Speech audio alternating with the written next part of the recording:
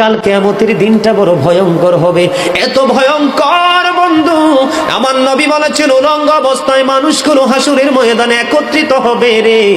ও বন্ধু, প্রত্যেকের কবর থেকে ওই হাসুরের ময়দানটা কমপক্ষে 50,000 বছরের রাস্তা হবে রে বন্ধু।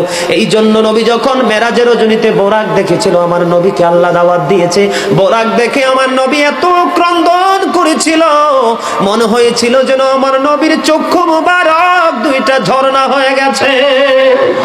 এই যুবক, কাল কিয়ামতের দিন ঘাম এত ঘামবে রে, কেউ মাজা পর্যন্ত, কেউ নাভি পর্যন্ত, কেউ বা আবার পুরো শরীর বন্ধু ঘামের নিচে ডুবে থাকবে, আবার মাথার মগজ টকবক টকবক করে উতরাইতে থাকবে রে।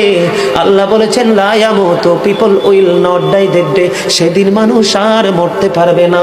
আল্লাহ বলেছেন ফিহা ওয়ালা ইয়াহইয়া, people will not be able to live that day, মানুষ সেদিন বাঁচতেও পারবে না।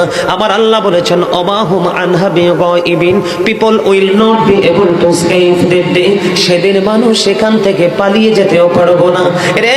দুর্গাপুরের যুবক, হাদিস শরীফের মধ্যে এসেছে কাল কিয়ামতের দিন আল্লাহর আরশের ছায়া ছাড়া কোনো ছায়া থাকবে না। ওই কাল কিয়ামতের দিন এই দুর্গাপুরের যুবকগুলো চাইয়া দেখেন চাতক পাখির মতো বসে আছে।